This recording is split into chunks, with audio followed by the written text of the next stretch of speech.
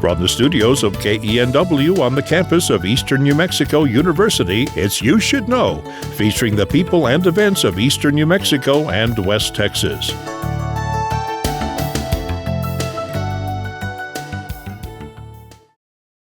Welcome to You Should Know.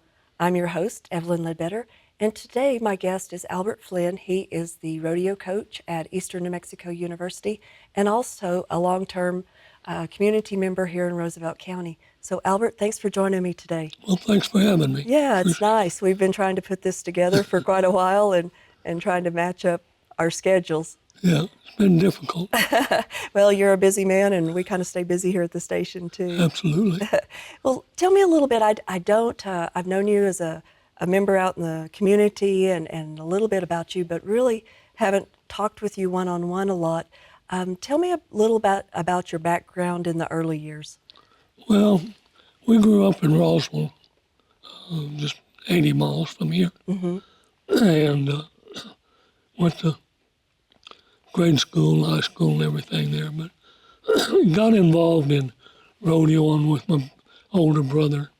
He was riding and looked like a thing to do, and following him, and I guess I started when I was probably 15 years old, and luckily at that time I had a lot of balance and the abilities to ride, and was, I thought, fairly successful. Maybe not as successful as some, but, you know, as time went through, I ended up being an American Junior Rodeo bareback saddle bull riding champion, and went to the National High School Rodeo Finals for a couple of different years, and one year in '59 we won the team. New Mexico won the national championship. Me and a friend of mine from Deming, we were reserve champion bull riders at the high school finals that year. Then we had a young lady from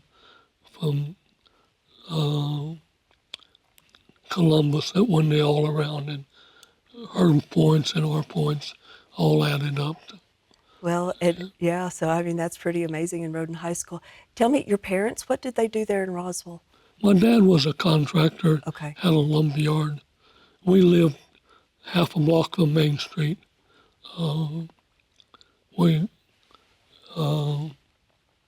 We went to the Catholic school until probably the 8th grade, and then we went to the high school. Okay. And but have a younger brother and a couple of younger sisters, and they've both, all 5 of us was here at school at one time. Okay. And I think we all got a great education from here.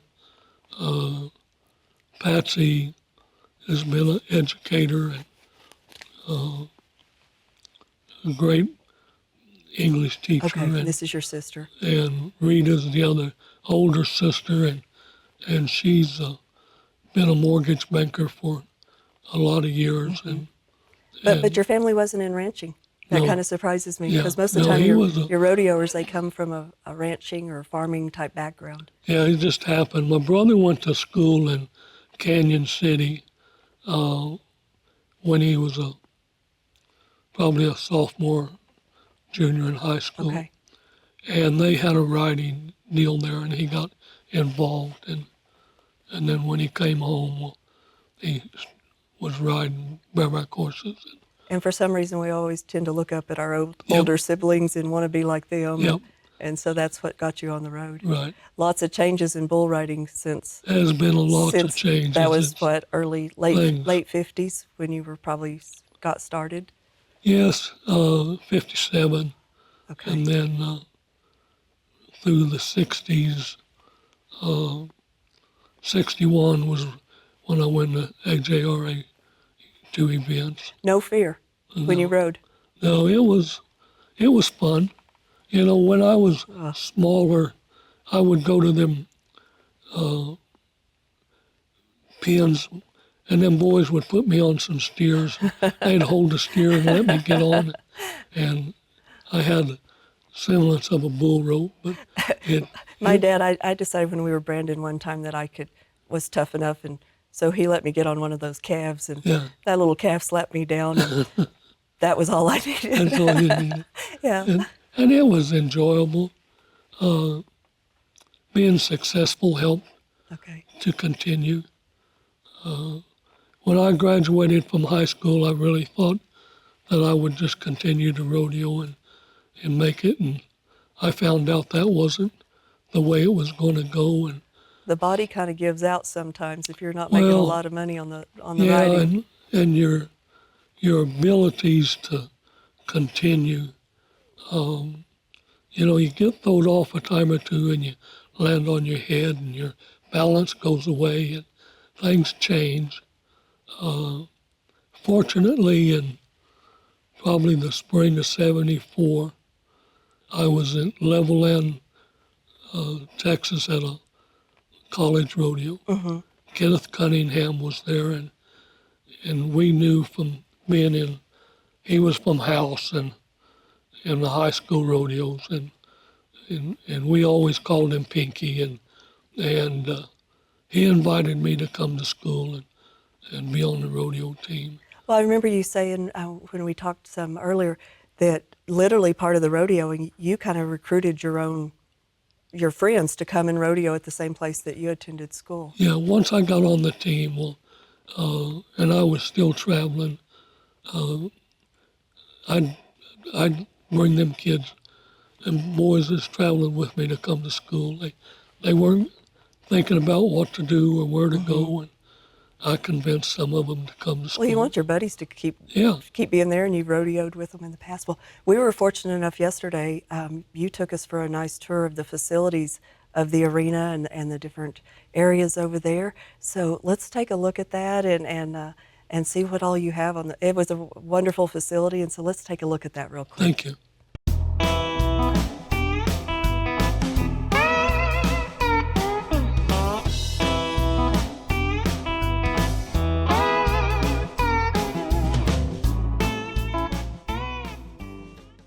Albert, this is really a nice facility. Tell me how this came to be. Gentleman out of Amarillo, Mr. John Templer, was a friend of Charles Bennett's, and he donated us some money to help us get started because we had to have kind of money to kind of have a way of tailing people. And it wasn't going fast enough for him. So he just donated this money to build this building. And then once they built it, then the university came in and poured the cement for us and picked up and started spending some money to help us. Good. They paid for the lights. But the main structure was done by John, and after that, the university came and helped finish. And what do you use this? This is basically just a multi-purpose building? Yeah, multi-purpose. It's kind of the entrance to the grandstands from outside.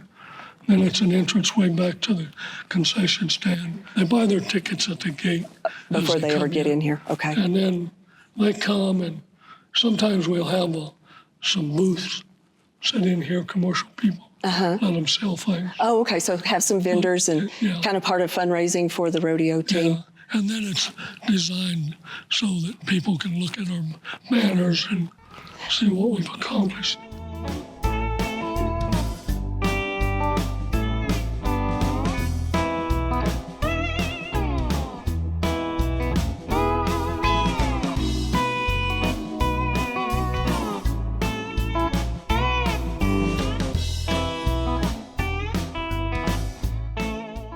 Tell me some about what you have up on the wall here. Okay, up on the wall, those two girls were national champion goat tires at the college finals.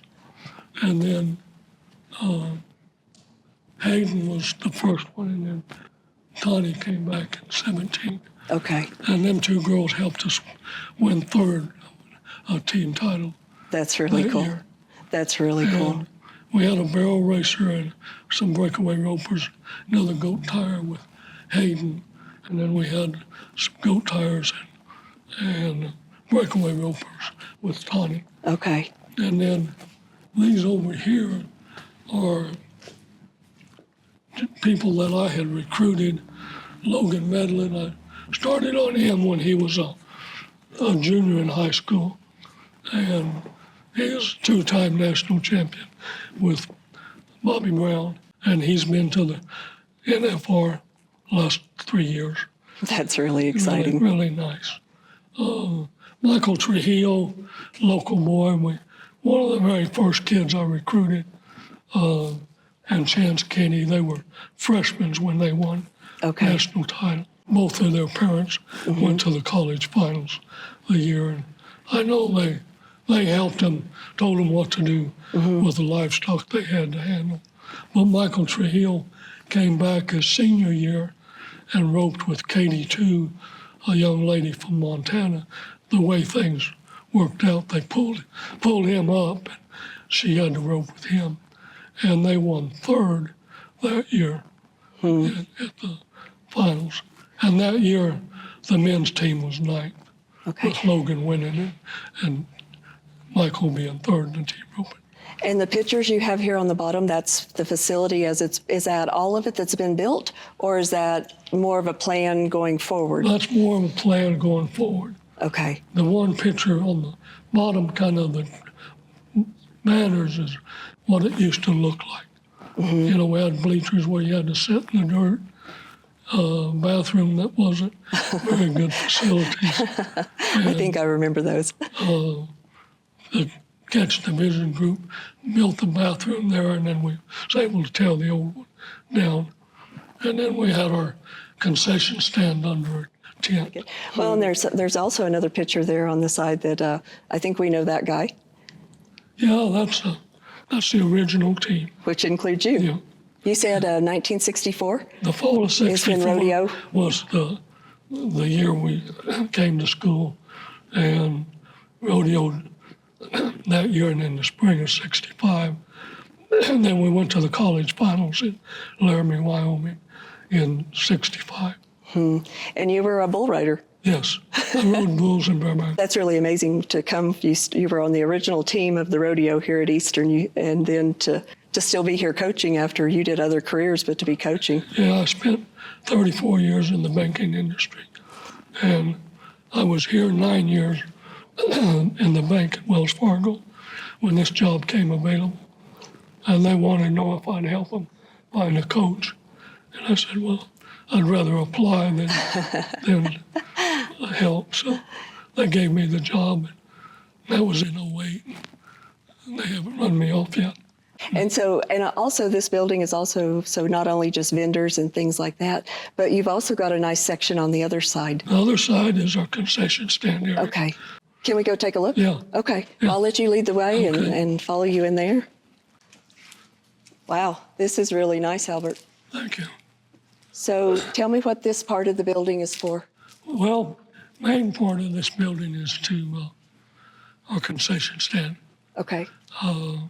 And then we have, on a Tuesday before the rodeo, we have a sponsors night. Just to thank you. And of course, I'm sure sponsors are a huge part Yes. to make a rodeo program. The travel and everything is super expensive. Yeah, what we use the sponsors' money mainly for is to pay for the cost of the rodeo. It's getting to where it's about $69,000 to pay the bills. Every year we used to be $8,000 to $12,000 short, raising enough money, and that would come out of my budget. Well, when it got to be $59,000, I thought I was going to be okay, but then everything went up, and it went from about 65 to 69. So we're managing it. Okay. This last year during our one of our nights, Tuesday night, we had a fundraiser and raised enough money had 630 contestants, and every one of them plus the coaches could come in here and eat free. Well, and for your spectators too, it's a nice place to come in for the concession and do that. Yeah. What year did y'all finish the building?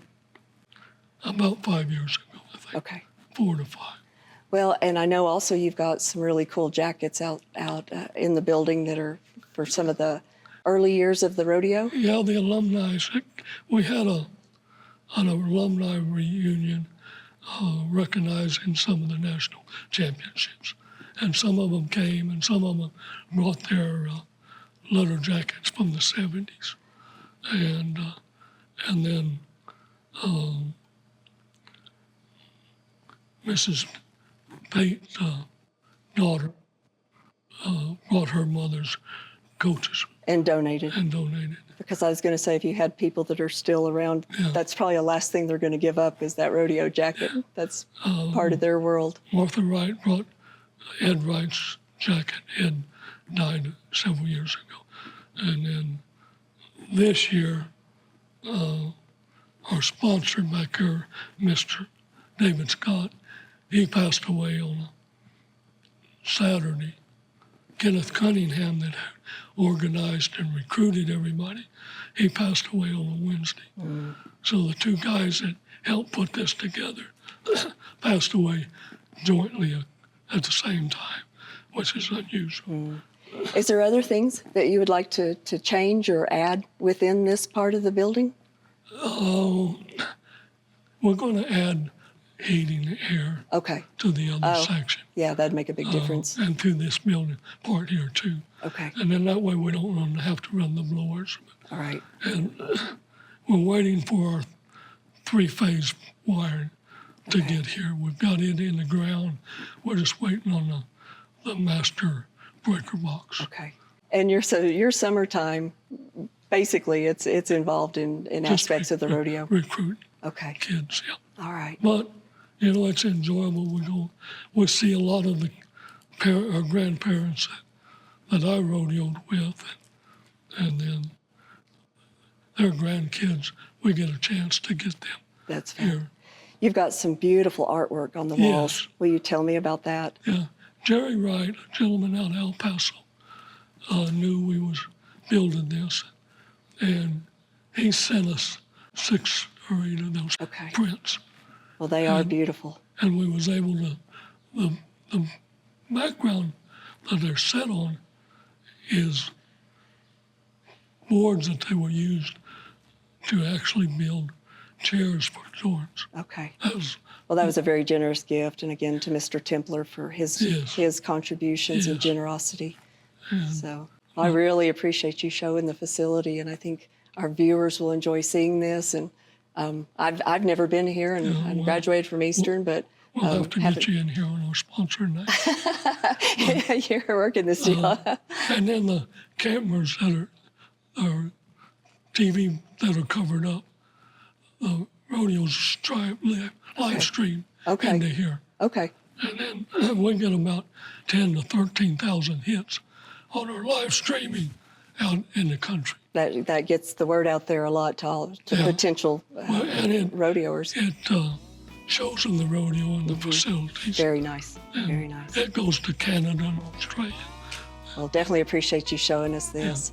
I appreciate your time. Sure. Thank you.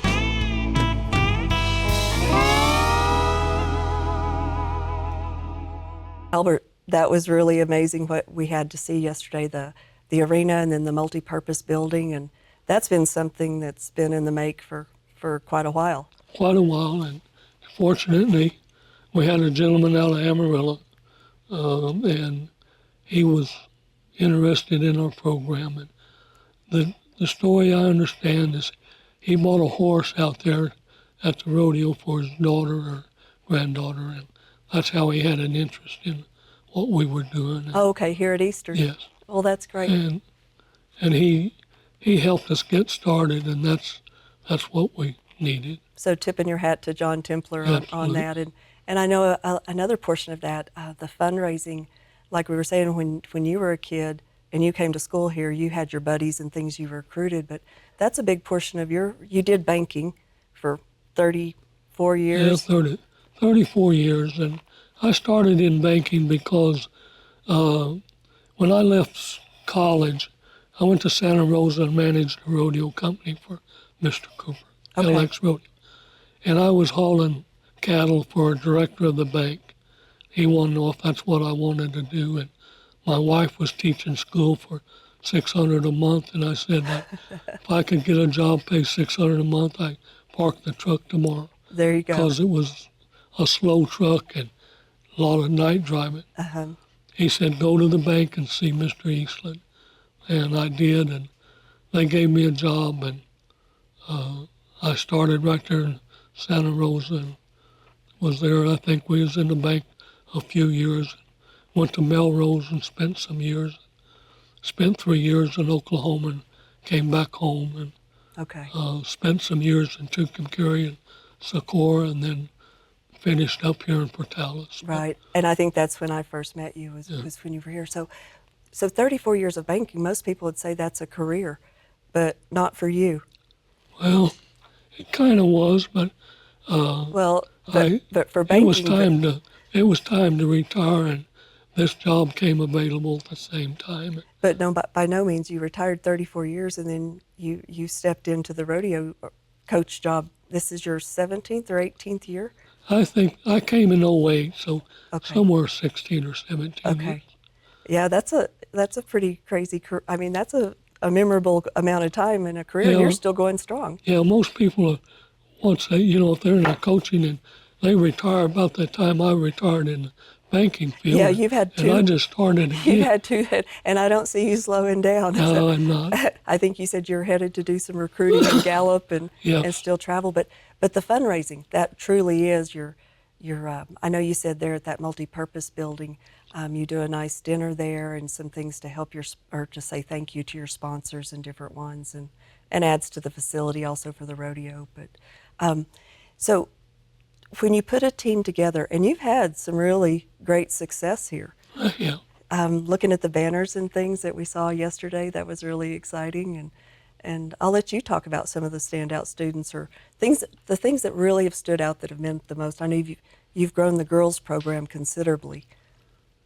I grew that because I knew we had opportunities to win the region and win a national championship. We don't have a chance to win a men's title because we don't have the proper makeup. Okay. But I can recruit individuals that, like Logan Medlin, he's been an NRA national champion 2 different years back to back, and he's now going to the NFR. That's pretty stellar. About his 4th year. Levi Lord, he was here and went to the college finals. Wasn't quite as successful, but he's been to the NFR and is going to go back again. And our girls, they're basically through when college is over. But a couple of my major girls that I recruited was Hayden Segelke and Tawny Berry. And Hayden was a goat tire, and I saw her when she was a junior in high school at Gallup at the high school finals, and got introduced to her and went to see her and recruited her on one Thanksgiving weekend. And I would say that those kids probably truly become a family. Yes. They're traveling together and they're out there practicing together and looking out, and that's your family here at school and also on the road too. Yeah. So tell me some of the goals. What is a couple of the goals you have within the next couple of years for the team? We're still trying to win a national championship. I have to get some goat tires, and it's harder to get breakaway ropers now because of the way it's exploded. Okay. I've been fortunate. I think this year I've got a high school girl from New Mexico that has a really nice barrel horse, and if she'll run at the college level as she did in high school, she just got through winning all 3 goals in the average at state high school finals here in New Mexico. That's great. And I've got a little Native American girl that was second in the goat tying in New Mexico and was pretty successful last year. That's and great. Them 2 girls and Stacey Moore will be back. And I think I have a couple of Canadian girls that rope pretty well. So if things will go together, we'll be okay. Well, that sounds good. And then I know that you still have your motivation, and I know those kids, they look up to you, and you've been on the back of the bull and you've done the bear bronc, so you've been in those shoes. But we have the Lewis Cooper Arena is the name of it, but then that rodeo is every September, right? After September, it's the 3rd weekend. Okay. This year will be the 19th, 20th, 21st. Okay, So so that's September. coming along quick. Well, Albert, we're short on time and we haven't covered a lot, but hopefully got to showcase the facilities. And you definitely would always take sponsors and involvement from the communities Yeah. and anybody that's seeing the show. Thank you very much. Well, I appreciate you having you here, and best of luck on this season and the ones coming forward. Appreciate it. Thank you. Thanks. And to all of you out there, thank you for watching. Join us next time. Cheers.